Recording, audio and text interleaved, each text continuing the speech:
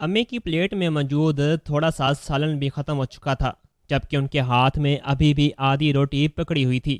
وہ ادھر ادھر دیکھ رہی تھیں کہ شاید کوئی ان کی بات کہے بغیر ہی سمجھ لے۔ میں ان کے دل کی بات سمجھ گیا تھا، مگر پھر بھی خاموش رہا، کیونکہ ہمارے گھر میں کسی کی اتنی جرت نہیں تھی کہ بھابھی کے ہوتے ہوئے خود سے سالن ڈال لے۔ بڑی دیر امی ہمت جمع کرتی رہی تھی اور پھر آخر کار بول ہی پڑی، رخسانہ تھوڑا سا سالن تو دے دو۔ امی کی بات سن کر بھابھی کے ماتھے پر بل پڑ گئے تھے۔ وہ کہنے لگی، بس بس، آپ کی طبیعت پہلے ہی خراب رہتی ہے، بلڈ پریشر ہر وقت آسمان سے باتیں کرتا ہے، اور آپ کو دوہری بار سالن چاہیے؟ جو کھا لیا بس وہی بہت ہے۔ میں نے بھائی کی جانب اس آس پر دیکھا تھا کہ شاید وہی منہ سے کچھ بول دیں گے، مگر بھائی تو اس طرح کھانے پر جھکے ہوئے تھے جیسے انہوں نے کوئی بات ہی نہیں سنی۔ امی ہاتھ جھاڑ کر اٹھنے لگیں تو میں بولا، بھابھی، جب امی سارا دن گھر کے کام کرتی ہیں تب آپ کو ان کی طبیعت خرابی کا احساس کیوں نہیں ہوتا؟ امی بھوکی رہ جائیں گی تو پھر رات بھر ان کو نیند نہیں آئے گی، آپ ان کو سالن دے دیں۔ بھابھی کہنے لگی، تم زیادہ ماں کے سگے مت بنو، اس گھر میں جو کچھ ہو رہا ہے وہ میری آنکھوں سے پوشیدہ نہیں ہے۔ تم دونوں ماں بیٹا مفت کی روٹیاں توڑتے رہتے ہو۔ بھائی تو جیسے غیر ہونا کہ اس کا تو احساس کرنا ہی نہیں۔ تم ابھی تک ملازمت ڈھونڈنے میں ناکام رہے ہو، پہلے کچھ کما لو، گھر لاؤ، پھر بڑی بڑی باتیں کرنا۔ ہونا نہ کام کے نہ کاج کے، دشمن اناج کے۔ مجھے بھابھی کی یہ باتیں بہت بری لگی تھیں، مگر میں خاموش ہی رہا تھا۔ امی کی بھوک بھی مجھ سے برداشت نہیں ہو رہی تھی، اس لیے میں نے اپنی کٹوری اٹھا کر امی کے سامنے رکھ دی تھی۔ میں بولا، امی آپ یہ کھا لیں۔ میں نے جیسے ہی امی کو اپنا سالن دیا تو بھابھی شدید غصے سے اٹھیں اور وہ کٹوری اٹھا کر فرش پر پھینک دی تھی۔ کہنے لگی، تمہیں میری بات سمجھ میں نہیں آئی تھی کیا؟ جب میں نے کہا کہ اور کھانا نہیں دینا تو پھر تم نے میری حکم عدولی کیوں کی؟ میری آنکھوں میں پانی آ گیا تھا۔ میں بولا، بھابھی آپ میں تو انسانیت نام کی کوئی چیز نہیں ہے۔ یہ بات سن کر بھابھی نے بلند آواز میں رونا شروع کر دیا تھا۔ وہ کہنے لگی، یہ دیکھو اجمل، اپنے بھائی کی باتیں سنو، یہ میرے ساتھ بدتمیزی کر رہا ہے۔ بھائی نے مجھے گھور کر دیکھا تھا اور کہنے لگے، اپنی بھابھی سے معافی مانگو۔ میں بولا، بھائی جب تک بھابھی امی کے ساتھ ناانصافی کر رہی تھی تب تک تو آپ بالکل گونگے بہرے بن کے بیٹھے ہوئے تھے، اور اب اچانک سے آپ کو احساس ہو گیا کہ کچھ غلط ہو رہا ہے۔ آپ کتنے بے حس ہو گئے ہو، نہ آپ کو اپنی والدہ کا بھی خیال نہیں ہے، آپ تو چوروں کے غلام ہیں۔ بھائی اٹھ کر کھڑے ہو گئے تھے۔ وہ کہنے لگے، میں نے بہت سہ لی تمہاری بدتمیزی، اب تمہاری بہتری اسی میں ہے کہ یہاں سے نکل جاؤ، نہیں تو مجھ سے برا کوئی نہیں ہوگا۔ مجھے بھی بہت غصہ آ گیا تھا۔ میں بولا، بھائی سچ بھی یہی ہے، آپ سے برا کوئی ہے بھی نہیں۔ اس بات پر بھائی نے میرے منہ پر تھپڑ مارا اور مجھے دھکے مار مار کر گھر سے نکال دیا۔ میں ہکا پکا رہ گیا تھا، مجھے اس سب کی توقع نہیں تھی۔ امی کہنے لگی، اجمل تمہیں کیا ہو گیا ہے؟ تم نبیل کو یوں گھر سے نکال نہیں سکتے، یہ گھر اس کا بھی ہے، تم دونوں حصے دار ہو۔ بھائی کہنے لگے، امی آپ کو اپنے دوسرے بیٹے کی اتنی ہی پرواہ ہے تو آپ بھی ان کے ساتھ ہی چلی جائیں، میں گھر میں یہ سب نہیں برداشت کر سکتا۔ میری امی کو بھی بڑے بھائی نے گھر سے نکال دیا تھا، مجھے اپنی بالکل بھی پرواہ نہیں تھی، میں تو کہیں بھی رہ سکتا تھا، حتیٰ کہ سڑکوں پر بھی رات گزار سکتا تھا، مگر میں امی کو کہاں پر رکھتا؟ میں بہت گھبرا گیا تھا۔ میں بولا، امی آپ کو یوں گھر چھوڑ کر نہیں آنا چاہیے تھا، وہ آپ کے مرحوم شوہر کا گھر ہے، آپ ادھر ہی بیٹھی رہتی، میں اب آپ کو کہاں لے کر پھروں گا؟ میرے پاس تو رہنے کے لیے جگہ بھی نہیں ہے۔ میری بات سن کر امی پھوٹ پھوٹ کر رونے لگیں۔ وہ بولی، ٹھیک ہے میں مر ہی جاتی ہوں، میں زہر کھا لیتی ہوں، پہلے ایک بیٹے نے گھر سے نکال دیا اور اب تم بھی مجھے دھتکار رہے ہو، تو مجھے بتاؤ میں کہاں جاؤں؟ اپنے شوہر کی قبر پر جا کر بیٹھ جاؤں؟ اس سے کہوں کہ تم کیسی اولاد کے پاس مجھے چھوڑ کر گئے ہو؟ میں بولا، امی ایسی بات نہیں ہے، آپ میری مجبوری کو سمجھنے کی کوشش کریں، میں آپ سے جان نہیں چھڑوا رہا، میں تو یہ پریشان ہوں کہ میں آپ کو کہاں رکھوں گا، میرے پاس کوئی جگہ نہیں ہے اور آپ کو خوار ہوتے ہوئے میں نہیں دیکھ سکتا۔ امی کہنے لگی، تم فکر نہ کرو، تمہارے ساتھ تمہاری ماں ہے، اللہ ضرور کوئی اچھا سبب بنا دے گا۔ میں امی کو لے کر اپنے ایک دوست کے گھر چلا گیا تھا، کیونکہ مجھے اور کوئی سجائی نہیں دے رہا تھا۔ ہوٹل میں رہنے کے لیے میرے پاس پیسہ نہیں تھا، ماں کو کھانا کھلانے کے لیے بھی میرے پاس کوئی سرمایہ موجود نہیں تھا۔ میرے دوست نے مجھے اور امی کو بڑے اچھے انداز میں خوش آمدید کہا تھا۔ میں نے اسے کہا کہ میں یہاں فقط 2 دن کے لیے رکوں گا اور پھر چلا جاؤں گا۔ تو میرا دوست کہنے لگا، تم مانجھی کے ساتھ آئے ہو، جب تک چاہو یہاں رہ سکتے ہو۔ مجھے علم تھا کہ میرا دوست بھی میری طرح ہی ہے، وہ بھی اپنے والدین کے پیسے پر پل رہا تھا، وہ بھی ہمارا خرچہ برداشت نہیں کر سکتا تھا، اور پھر میں کسی پر بوجھ بھی بننا نہیں چاہتا تھا، اس لیے میں امی کو وہیں چھوڑ کر خود نوکری کی تلاش میں نکل پڑا تھا۔ یہ تو نصیب کی بات ہوتی ہے کہ کسی کے ہاتھ میں رزق ہوتا ہے، ہر کسی کے ہاتھ میں نہیں۔ میرا بھائی مجھ سے کم پڑھا لکھا تھا، مگر پھر بھی اسے ایک بہت اچھے ہوٹل میں مینیجر کی جاب ملی ہوئی تھی اور اس کی تنخواہ بھی بہت اچھی تھی، جبکہ میں اس سے زیادہ پڑھا لکھا تھا اور ابھی تک خوار ہو رہا تھا۔ میری امی اب محفوظ جگہ پر تھیں، اس لیے میں صبح سویرے اٹھ کر جاب کی تلاش میں نکل جاتا تھا اور رات 10 بجے ہی واپس آتا تھا۔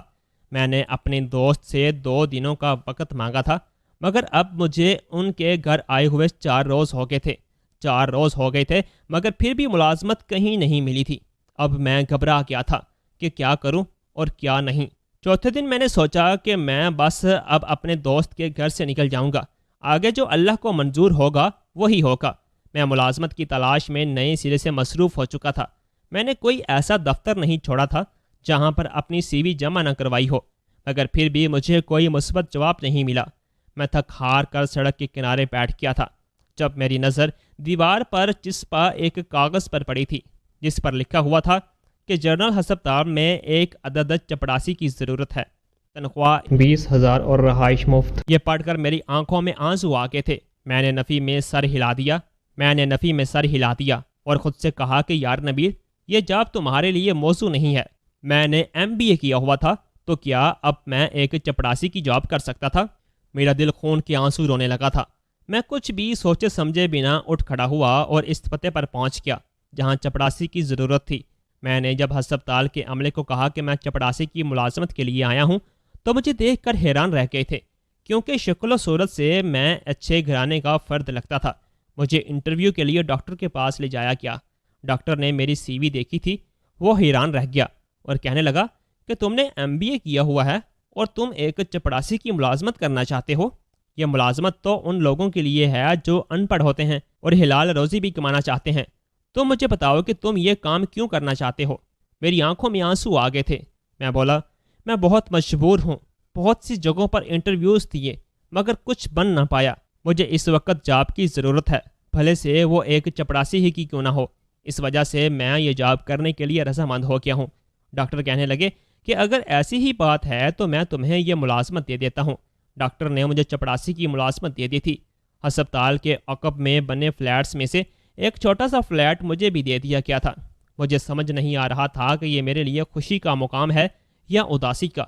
خیر جو بھی تھا، میں گھر گیا اور اپنے دوست کا شکریہ ادا کیا کہ تم نے اس مشکل وقت میں میرا ساتھ دیا اور مجھے اپنے گھر میں رہنے کی اجازت دی۔ اب میں اپنی والدہ کو یہاں سے لے کر جا رہا ہوں۔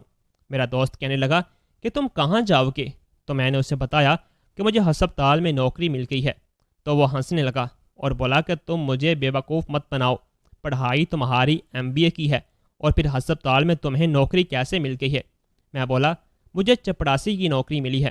یہ بات سن کر میرا دوست کی آنکھوں میں آنسو آ گئے تھے۔ وہ کہنے لگا، یار میرا گھر تمہارے لیے حاضر ہے، لیکن خود پر اس قدر ظلم مت کرو، تم اپنی ہمت جاری رکھو، تمہیں اچھی نوکری مل جائے گی، تب تک تم میرے گھر میں بلا خوف و خطرہ رہ سکتے ہو۔ میں بولا، تمہارا بہت شکریہ کہ تم نے مجھے اتنے دن یہاں رکھا اور ہر طرح سے میرا خیال بھی کیا۔ میں تمہارا احسان زندگی بھر نہیں بھولوں گا۔ اب جب مجھے روزی روٹی مل رہی ہے تو میں اس کو لات نہیں مارنا چاہتا۔ میرے دوست نے مجھے بہت روکا مگر میں نہ رکا اور امی کو لے کر ہسپتال کے عقب میں شفٹ ہو گیا تھا۔ امی کہنے لگی، تمہیں کیسی نوکری ملی ہے نبیل؟ تو میں نے کہا، امی میں دفتر کے اندر بیٹھ کر کمپیوٹر پر حساب کیا کروں گا۔ یہ بات سن کر میری امی بڑی خوش ہو گئی تھی۔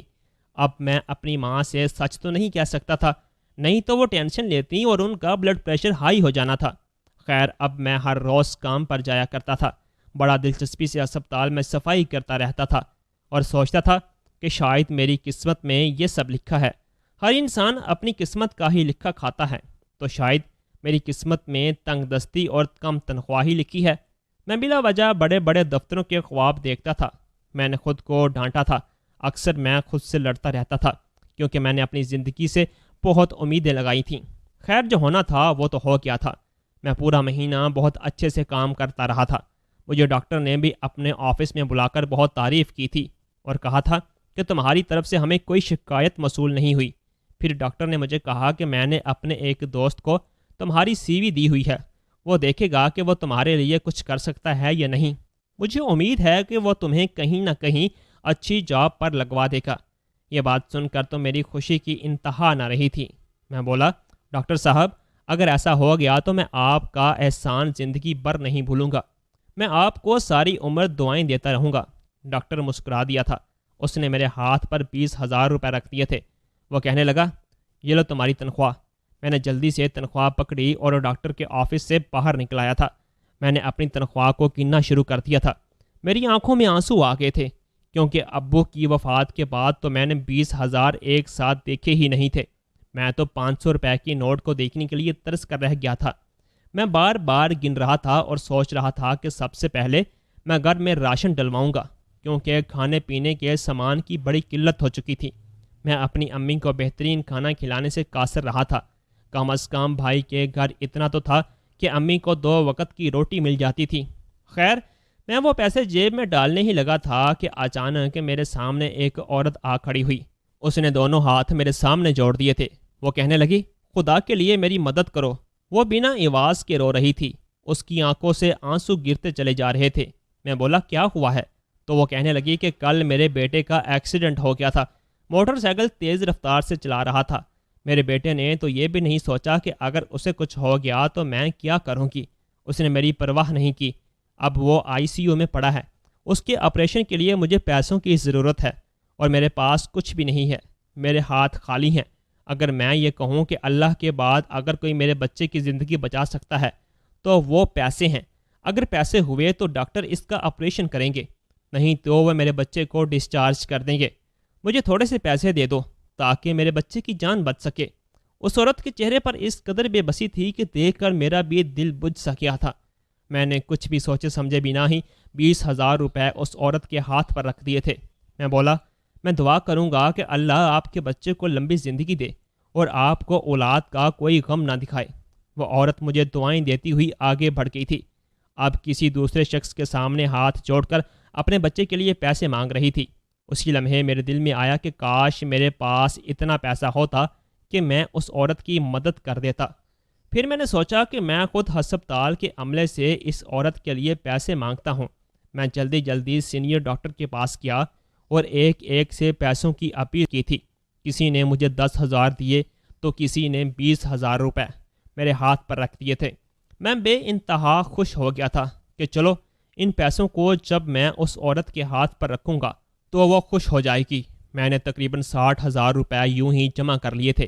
میں نے اس عورت کو ہسپتال میں ڈھونڈا اور وہ پیسے اسے تھما دیے اور بولا کہ میں نے ہسپتال کے دوسرے عملے سے پیسے اکٹھے کر لیے ہیں، اب آپ یہ ڈاکٹر کو تھما دیں تاکہ وہ آپ کے بچے کا علاج شروع کریں اور باقی کے پیسوں کا انتظام بھی اللہ کر دے گا۔ وہ عورت جلدی سے آگے بڑھی اور میرے ہاتھ چومنے لگی اور کہنے لگی، اللہ تمہیں اس کے بدلے عظیم اجر عطا کرے، اللہ تمہیں کروڑ پتی بنا دے۔ اس عورت کی دعا سن کر میں ہنس دیا تھا اور آگے بڑھ گیا تھا۔ کروڑ پتی بننا تو میری قسمت میں نہیں تھا، مگر مجھے تو اب یہی لگتا تھا کہ 2 وقت ڈھنگ کی روٹی کھانا بھی میرے نصیب میں نہیں ہے، کیونکہ آج جو مجھے تنخواہ ملی تھی وہ بھی میں نے اس عورت کو دے دی تھی اور ہمارے گھر میں تو راشن نام کی کوئی چیز نہیں تھی۔ میں گھر گیا تو امی میرے انتظار میں ہی بیٹھی ہوئی تھیں اور کہنے لگیں، بیٹا کیا لے کر آئے ہو؟ تو میرے کنتے شرم سے جھک گئے تھے، مگر میں نے امی کو جھوٹی تسلی دی اور بولا کہ امی مجھے تنخواہ آج نہیں ملی، کل مل جائے گی، آپ پریشان نہ ہوں۔ امی نے میری طرف دیکھا اور پھر سوکھی روٹی اچار کے ساتھ کھانے لگی۔ امی کے لیے اچار اچھا نہیں تھا کیونکہ ان کا بلڈ پریشر کا مسئلہ تھا۔ میرا دل ٹوٹ گیا تھا، مگر میں کیا کر سکتا تھا۔ خیر میں کھانا کھائے بغیر ہی بستر پر لیٹ گیا۔ امی کہنے لگی کہ کچھ تو کھا لو۔ میں نے کہا نہیں، مجھے بھوک نہیں ہے۔ امی جانتی تھی کہ میں پریشان ہوں۔ امی کہنے لگیں، بیٹا فکر نہ کرو، اللہ ہمیں بہت کچھ دے گا، تم کھانا کھا لو۔ میں بولا، امی یہ مجھے جھوٹی تسلیاں نہ دیا کریں، اللہ ہمیں کچھ نہیں دے گا، ہم دونوں یوں ہی زندگی گزار دیں گے۔ امی نے میرے سر پر چپٹ ماری۔ وہ کہنے لگی کہ آج کے بعد میرے سامنے مایوسی کی باتیں مت کرنا۔ اللہ کے ہاتھ میں سب کچھ ہے، وہ جسے چاہے عطا کرے اور جس سے چاہے چھین لے۔ امی ابھی باتیں ہی کر رہی تھی کہ ہمارے گھر کے دروازے پر دستک ہوئی تھی۔ میں نے دروازہ کھولا تو سامنے 2 آدمی کھڑے تھے۔ انہوں نے 3 پیس سوٹ پہنے ہوئے تھے، آنکھوں پر سیاہ اینکیں لگی ہوئی تھیں اور کلائی پر مہنگی گڑیاں بندھی ہوئی تھیں۔ ساتھ ان کے ایک بہت بڑی گاڑی کھڑی تھی۔ میں بولا، میں آپ کو جانتا نہیں ہوں۔ تو وہ کہنے لگے کہ فکر نہ کرو، آپ ہمیں نہیں جانتے، مگر مسٹر نبیل ہم آپ کو بہت اچھے طریقے سے جانتے ہیں۔ آپ یہ چابیاں پکڑ لیں اور یہ کاغذ تھام لیں۔ میں بولا، آپ مجھے یہ کاغذ اور چابیاں کیوں دے رہے ہیں؟ تو کہنے لگے کہ یہ آپ کے لیے ایک سرپرائز ہے۔ آپ اس طرح کریں کہ گھر جا کر آرام سے صوفے پر بیٹھ کر اس خط کو پڑھیے گا، نہیں تو چکر آ کر گر جائیں گے۔ میں یہ بات سن کر حیران ہوا تھا اور بد دلی سے وہ کاغذ تھام لیا تھا۔ میرا دل خوف سے تھر تھر کانپ رہا تھا۔ میں نے سنا تھا کہ امیر لوگ اچھے نہیں ہوتے۔ پتہ نہیں یہ لوگ مجھے کاغذ دینے کیوں آئے تھے، یہ مجھ سے کیا چاہتے تھے۔ میں نے سوچا کہ شاید یہ آدمی میری بربادی کا سبب بننے والے ہیں۔ میں کمرے میں آیا تو امی بولی، بیٹا کون تھا دروازے پر؟ میں چپ ہی رہا۔ امی نے میرے ہاتھ میں کاغذ دیکھا تو وہ کہنے لگی، یہ کیا ہے؟ میں بولا، امی تو انجان آدمی مجھے یہ دے گئے ہیں، مجھے تو خود اس بات کا علم نہیں ہے کہ یہ کیا ہے۔ امی کہنے لگی، اچھا کھول کر دیکھو نا، اس کاغذ میں کیا لکھا ہوا ہے؟ میں بولا، جی امی ابھی کھولتا ہوں، مگر سچ تو یہ تھا کہ میری ہمت ہی نہیں ہو رہی تھی۔ خیر میں نے کاغذ کھولا، اس پر لکھا ہوا تھا، مسٹر نبیل میں نے آج تمہیں جنرل ہسپتال میں دیکھا تھا۔ تم ایک چپڑاسی کی حیثیت سے ملازمت کر رہے ہو، مگر تم نے آج تنخواہ ملتے ہی ایک غریب عورت کی مدد کی اور پھر باقی سٹاف سے بھی اس عورت کی مدد کے لیے ہاتھ پھیلائے۔ میں نے یہ سب کچھ دیکھا تو میں بہت متاثر ہو گیا۔ میں نے سوچا کہ تمہارے بارے میں معلومات حاصل کرنی چاہیے۔ مجھے پتہ چلا کہ تم ایک پڑھے لکھے نوجوان ہو، مگر تمہارے بھائی نے تمہیں گھر سے نکال دیا ہے اور تم ایک چپڑاسی کی نوکری کر رہے ہو۔ کل شام تم اس پتے پر پہنچ جانا، تمہارے لیے ایک بہت بڑا سرپرائز ہے، اور تب ہی تمہیں پتہ چلے گا کہ یہ چابیاں کس چیز کی ہیں۔ میں نے خط پڑھا تو میں گہری سوچ میں ڈوب گیا تھا کہ مجھے اس طرح بلانے والا کون ہو سکتا ہے۔ مجھے خوف بھی آ رہا تھا، کیونکہ آج کل تو فراڈ بہت عام ہو چکے ہیں، لوگ تو ہم جیسے غریبوں کو بھی لوٹنے سے باز نہیں آتے۔ امی کہنے لگی، نبیل خط میں ایسا کیا لکھا ہے کہ تم اسے پڑھ کر ایک دم پریشان ہو گئے ہو؟ میں نے سارا خط من و ان امی کو پڑھ سنایا تو امی بھی گھبرا گئیں۔ وہ کہنے لگی، نہیں نہیں نبیل، تمہیں کوئی ضرورت نہیں ہے کسی جگہ پر جانے کی، چپ چاپ اپنی ملازمت کرتے رہو۔ میں نے سر ہلا دیا تو امی کہنے لگیں، اچھا تو آج تمہیں تنخواہ مل گئی تھی، لیکن تم نے وہ ایک عورت کو دے دی۔ میں امی کی بات سن کر ڈر گیا تھا، مگر امی نے میرا ماتھا چوم لیا اور کہنے لگی، مجھے اپنے بیٹے پر فخر ہے نبیل، آج تم نے مجھے پرسکون کر دیا ہے۔ میں ہمیشہ یہی سمجھتی تھی کہ شاید میری تربیت میں ہی کوئی کمی رہ گئی ہے، جو اجمل نے میرے ساتھ اس طرح کیا۔ میں تم لوگوں کو اچھے برے کی تمیز سکھا ہی نہیں سکی، مگر آج جب مجھے پتہ چلا کہ تم نے ایک غریب عورت کی مدد کی ہے تو مجھے اس بات کی تسلی ہو گئی ہے کہ میری تربیت میں کمی نہیں ہے۔ یہ تو اجمل اور اس کی بیوی کی نیت ہی ایسی ہے۔ شکر ہے اللہ کا، تم نے مجھے زندگی میں ہی ایسا دن دکھا دیا۔ میں نے امی کی باتیں سنی تو مسکرا دیا تھا۔ خیر صبح میں اپنے کام پر چلا گیا تھا۔ میرا ارادہ نہیں تھا کہ میں اس پتے پر جاتا، کیونکہ مجھے خوف تھا کہ اگر ان لوگوں نے میرے ساتھ فراڈ کرنے کی کوشش کی تو میں کیا کروں گا۔ میں آدھا دن صفائی کرتا رہا تھا، مگر میرا دھیان بار بار اسی خط کی جانب جا رہا تھا۔ میں نے سوچا کہ کیا پتہ میں وہاں جاؤں تو مجھے بیچ میں کوئی سرپرائز مل جائے، ضروری تو نہیں ہے کہ ہر کسی کے ساتھ فراڈ ہی ہو۔ میں نے بڑی ہمت کی اور اس پتے پر پہنچ گیا۔ وہاں جا کر دیکھا تو ایک بہت ہی بڑا ریسٹورنٹ تھا۔ میں اس میں داخل ہو گیا۔ چوکیدار کہنے لگا، آپ کا کیا نام ہے؟ میں بولا، میرا نام نبیل ہے۔ تو وہ کہنے لگا، اچھا وہ جنرل ہسپتال والا؟ تو میں نے جلدی سے سر ہلا دیا۔ وہ کہنے لگا، باس آپ کا انتظار کر رہے ہیں، آئیے میں آپ کو لے چلتا ہوں۔ یہ بات سن کر میں حیران رہ گیا تھا، مگر اس کے ساتھ چلنے لگا۔ آگے جا کر اس نے مجھے ایک سیکرٹری کے حوالے کر دیا تھا اور بولا کہ اسے باس کے پاس لے جائیں۔ وہ سیکرٹری مجھے باس کے کمرے تک لے گئی۔ وہ کمرہ اے سی کے ساتھ یخ ہو چکا تھا، اتنا ٹھنڈا کمرہ کہ میری ریڑھ کی ہڈی میں سنسنی ہونے لگی تھی۔ وہ آدمی کہنے لگا کہ تم مجھے جانتے نہیں ہو، اس لیے میں اپنا تعارف کروا دیتا ہوں۔ میرا نام سیٹھ عمیر ہے، میں اس ریسٹورنٹ کا مالک ہوں۔ میں یہ ریسٹورنٹ تمہارے نام کرنا چاہتا ہوں۔ میں حیران رہ گیا تھا اور بولا آپ یہ میرے ساتھ کیسا مذاق کر رہے ہیں؟ تو وہ کہنے لگا کہ میں تمہارے ساتھ ہرگز مذاق نہیں کر رہا ہوں، مجھے تم اچھے لگے ہو، تمہاری نیکی مجھے بھلی لگی ہے، اس لیے میں تمہیں یہ سب دے رہا ہوں۔ میں ہکا پکا رہ گیا تھا اور بولا اس کی کیا وجہ ہے؟ تو وہ کہنے لگے کہ میرے ساتھ آج سے چند برس پہلے وہی ہوا تھا جو تمہارے ساتھ اور تمہاری والدہ کے ساتھ ہوا ہے۔ میں کینسر کا مریض ہوں، اپنے 4 بیٹوں کے ساتھ رہتا تھا، مگر چاروں نے میری ذمہ داری کو قبول کرنے سے انکار کر دیا تھا۔ وہ چاروں اپنی بیویوں کے اشارے پر ناچ رہے تھے۔ میرے پاس اپنے علاج کے لیے نہ پیسہ تھا اور نہ ہی سرمایہ۔ مجھے لگا تھا اب موت میرے سر پر آن کھڑی ہے۔ میں اولڈ ہوم میں چلا گیا۔ تب مجھے پتا چلا کہ ایک دن مجھ سے ایک وزٹر ملنے آیا تھا۔ میں اس کے پاس گیا تو اس نے اس ریسٹورنٹ کی چابی میرے حوالے کر دی تھی۔ میں حیران رہ گیا اور بولا کہ آپ ایسا کیوں کر رہے ہیں؟ تو وہ کہنے لگا کہ یہ پراپرٹی آپ کے والد صاحب کے نام پر نکلی ہے، اس لیے یہ آپ کے حوالے کر رہے ہیں۔ میں یہ بات سن کر حیران رہ گیا تھا، کیونکہ میرے باپ کے نام پر تو ایسی کوئی بھی پراپرٹی نہیں تھی۔ خیر میں نے پتہ لگایا تو یہ بات سامنے آئی کہ یہ ریسٹورنٹ میرے والد صاحب سے ان کی شادی سے پہلے ہی دھوکے سے قبضہ کر لیا تھا، اور اب جو اس کا نیا مالک بنا تھا اسے پتہ چل گیا تھا کہ یہ دھوکے دہی سے ان کے پاس آیا ہے، تو اس نے یہ ریسٹورنٹ مجھے واپس کرنے کا سوچا تھا۔ تو میں یہ سب دیکھ کر حیران رہ گیا۔ یہ اللہ کی طرف سے میرے لیے مدد تھی۔ میں نے اس ریسٹورنٹ کو چلانا شروع کر دیا اور خوب محنت کی۔ دیکھو یہ ترقی کی منزلیں طے کرتا ہوا کہاں تک پہنچ گیا ہے۔ میں نے اپنا علاج کروایا اور صحت یاب ہو گیا، مگر وہ کہتے ہیں نا کہ ہر انسان کا انجام موت ہے۔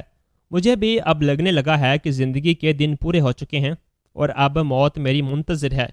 اس لیے میں چاہتا ہوں کہ یہ ریسٹورنٹ کسی ایسے انسان کے ہاتھ میں جائے جو دوسروں کا فائدہ کرتا رہے۔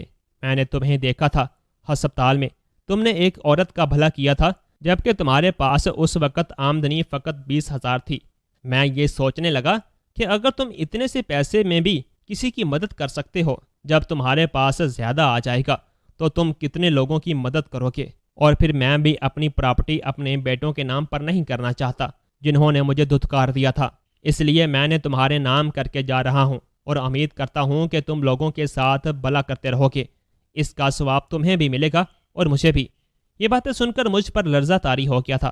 میں نے تو خواب میں بھی نہیں سوچا تھا کہ میری چھوٹی سی نیکی میرے لیے رزق کے اتنے دروازے کھول دے گی۔ میں نے سوچا کہ شاید اس لیے ہمیں صدقہ و خیرات کرنے کا حکم دیا گیا ہے۔ ہم جتنا اللہ کی راہ میں دیں گے، اللہ اس سے زیادہ ہمیں نواز دے گا۔ میں نے فقط 20,000 روپے دیے اور اللہ نے 20 کروڑ کی پراپرٹی میرے نام کر دی۔ یہ منظر ایسا تھا کہ میری آنکھوں سے آنسو گرتے چلے جا رہے تھے اور میں سجدے میں گر گیا اور اللہ کا شکر ادا کرنے لگا تھا۔ مجھے آج پتہ چلا کہ یہ سچ ہے کہ اللہ کی راہ میں آپ جتنا دیں گے اللہ اس کو ڈبل ٹرپل کر کے آپ کو لوٹا دے گا۔ کچھ ہی دنوں میں مجھے ریسٹورنٹ کے معاملات سمجھ میں آنے لگے تھے۔ میری ٹریننگ بھی کرائی گئی تھی اور پھر میری MBA کی تعلیم نے بھی میری بہت مدد کی۔ میں بہت جلد باس کی سیٹ سنبھالنے کے قابل ہو چکا تھا۔ جب باس کی سیٹ سنبھالی تو یہ دیکھ کر حیران رہ گیا کہ مینیجرز کی لائن میں میرا بھائی بھی کھڑا ہے۔ میرا بھائی جس ریسٹورنٹ میں مینیجر تھا، میں اب وہاں کا باس بن چکا تھا۔ میرا بھائی تو یہ دیکھ کر ہی حیران رہ گیا تھا۔ تھوڑی دیر بعد جب میں اپنے آفس گیا تو میرا بھائی بھی میرے پیچھے ہی آ گیا۔ وہ کہنے لگا نبیل یہ سب کیسے ممکن ہوا؟ تو میں بولا کہ میں اب آپ کا باس ہوں، مجھے نبیل کہنے کی ضرورت نہیں ہے۔ تو میرے بھائی کا منہ بن گیا تھا اور کہنے لگا تم میرے چھوٹے بھائی ہو، اب میرے ساتھ یہ سب کرو گے؟ تمہیں چاہیے کہ مجھے فیور کرو اور پرانی باتوں کو دل سے بلا دو۔ میں بولا کہ آپ کے منہ سے آج کے بعد ایسی کوئی بات نہ سنوں، نہیں تو میں آپ کو اس جاب سے نکال دوں گا۔ میری بات سن کر بھائی گھبرا گیا تھا اور وہ میرے آفس سے نکل گیا تھا۔ میں نے سوچا کہ اللہ کے کام ہیں یہ سارے، کہ جو کوئی آپ پر حکمرانی کرنا چاہتا ہو وہ ایک دم سے آپ کے پیروں میں بھی گرنے کو تیار ہو جاتا ہے۔ میں نے اپنی زندگی سے یہی سبق سیکھا ہے، کبھی بھی اپنی مٹھی کو روک کر نہیں رکھنا چاہیے۔ جس قدر ممکن ہو سکے اللہ کے بندوں کی مدد کرنی چاہیے۔ ہم زمین میں لوگوں پر مہربانی کریں گے تو وہ آسمانوں پر بیٹھنے والا ہم پر رحم کرے گا۔ میں نے جب سے ریسٹورنٹ کا چارج سنبھالا ہے، میں نے بہت سے غریب گھرانوں میں راشن دینا شروع کر دیا ہے اور بھی بہت سے فلاحی کام کر رہا ہوں۔ ضروری نہیں کہ انسان کے پاس بہت ہو تو وہ دوسروں کی مدد کرے، ہم بہت تھوڑے سے بھی دوسروں کی مدد کر سکتے ہیں۔ دوستو آپ کو ہماری آج کی کہانی کیسی لگی کمنٹ باکس میں اپنی قیمتی رائے کا اظہار لازمی کیجیے گا. کہانی اچھی لگی ہو تو ویڈیو کو لائک اور چینل کو سبسکرائب بھی لازمی کر دیجیے گا. اللہ حافظ.